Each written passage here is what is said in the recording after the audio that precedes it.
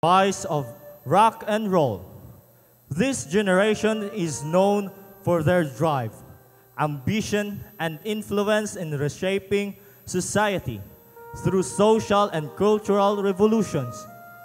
Music was often a form of self-expression and activism, reflecting their involvement in civil rights and peace movements.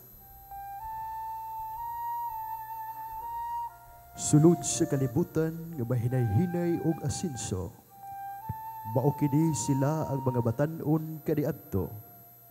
Luyo sa mga oportunidad misulod sa seminaryo, mialagad isipari sa kalibutan nga nagabag-o.